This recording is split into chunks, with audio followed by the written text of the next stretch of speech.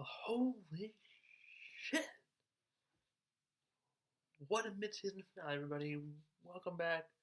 Mike, Negan, Lucille here for my final review video of 2016. This was a huge episode and major spoiler alert for anybody who doesn't wish to know what happened. You probably shouldn't be watching this episode as this is a review of the episode. So, without further ado, all spoilers ahead, you've been warned. So we have nice little intro. Maggie's on the wall, and Gregory comes up to her and is like, "Oh, everybody's saying such nice things about you. Don't let it go to your head." Da, da, da. Maggie got back at him nice, like, oh, she's all like, "Don't let it,"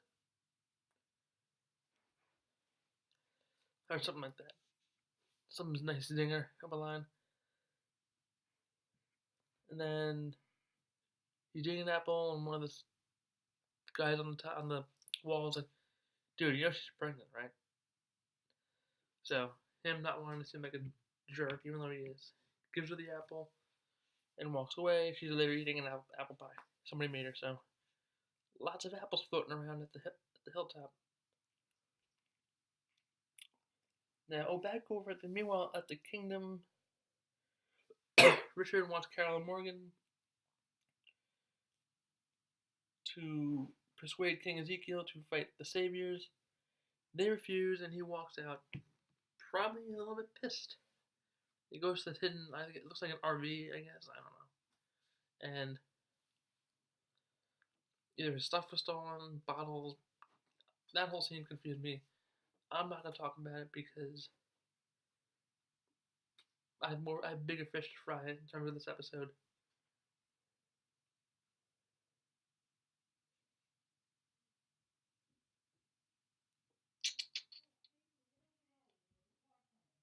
Rick and Aaron try to get to the houseboat on the little dinghy boat and try to get to the canoe.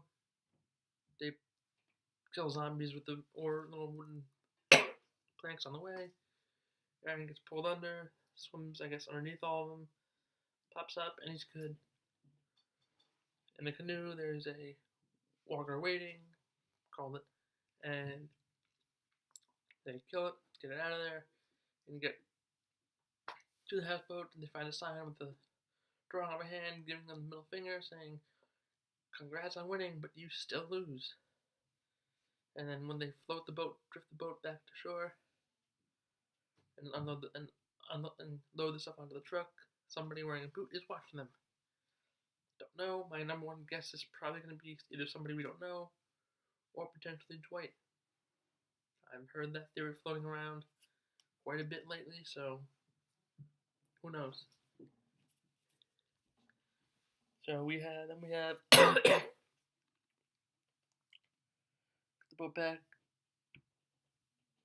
Someone's watching them and follows them back to Alexandria, as we see in the end credits scene. If many of you don't know by now, Walking Dead is famous for doing post-credit scenes, and they don't always announce it. This time it was announced on the StorySync app, so I knew it was going to happen. Said the episode is not over. Stay tuned after the credits for an end credit scene or something like that. Spencer wants to get close to Negan. He's kind of flirty with one of the Savior women who said, "You know, you have a lot of talents. Maybe we'll show you where we live. Where Negan will show you where you can live someday." Buy you a sandwich. So Spencer's going to try and use this as an opportunity to get close to Negan. Maggie at the hilltop, recovered. Enid finds out about Sasha keeping her plan with Jesus from Maggie.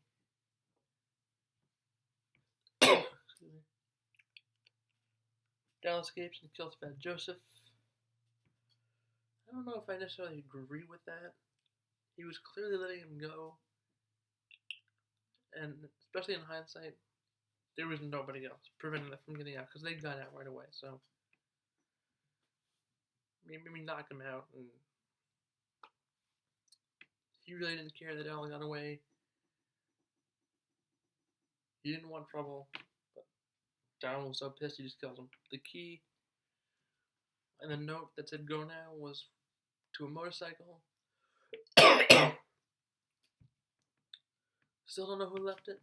My money's on Sherry, potentially Dwight, and then third possibility would be Jesus. But I still doubt that. So they make it. We know by the end scene that they're at the hilltop. Excuse me.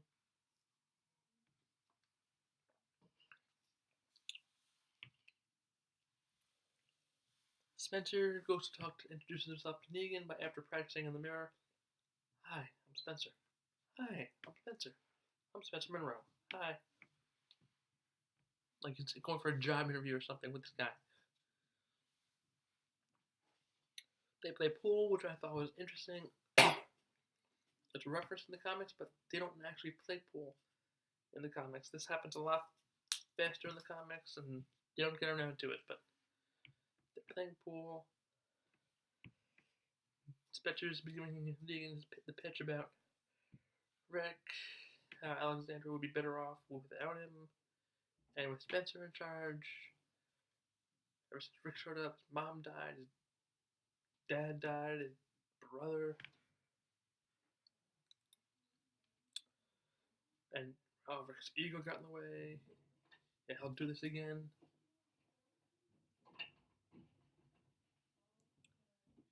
Negan kills him by stabbing him with a big ass hunting knife. Damn, Negan's armed with everything. He's got Lucille and a big ass knife. You got no guts. Stab. Just good enough. So that happened. Called it. Of course, straight from the comics, perfectly done. They're all along. Never been so wrong about anything in my whole life. So this goes back. He doesn't like when people don't do things for themselves. He didn't like that special went behind Rick's back to Negan instead of doing his own thing. Instead of doing it himself, talking to Rick himself. Now, Spencer was probably trying to do it a lot more subtly, but he didn't realize that this is not a man you can negotiate or trifle with. Come on! I was winning! That whole thing, and then Rosita shoots at him. Stupid. Hits Lucille. Actually, yeah, they're not gonna just kill Negan right now.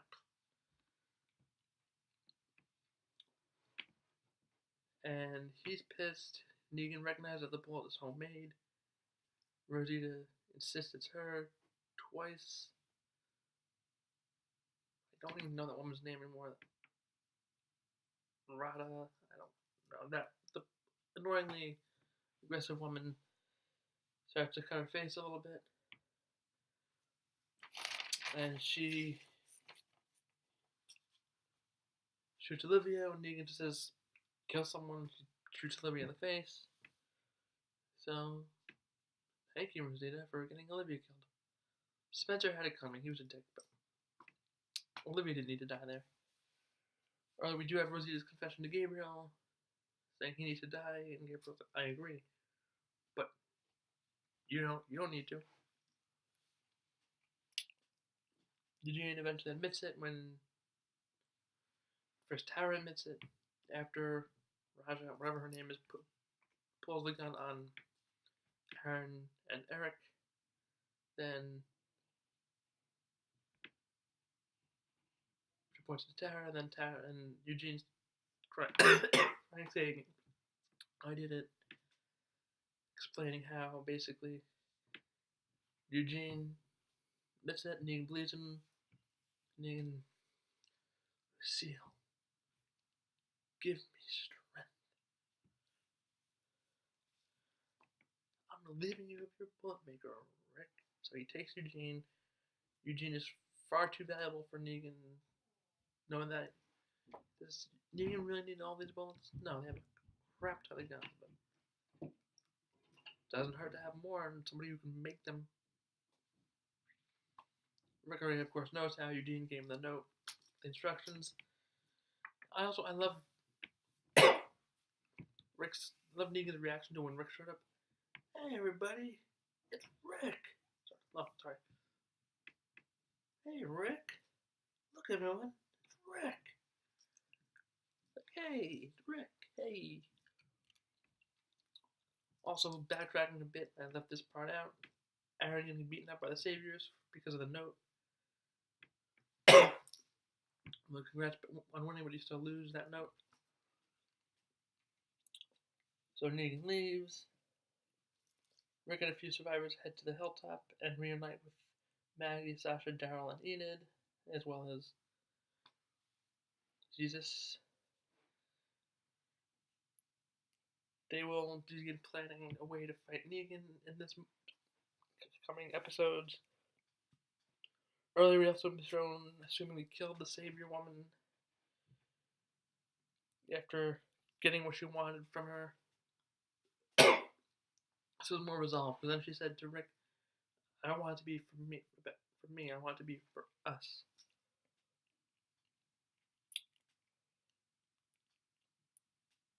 Doesn't want her way, but wants our way with Rick. Her way with Rick. Okay, Walker Kill of the Week is going to go to Rick and Aaron in the boat with the wooden planks. In my top 5 moments.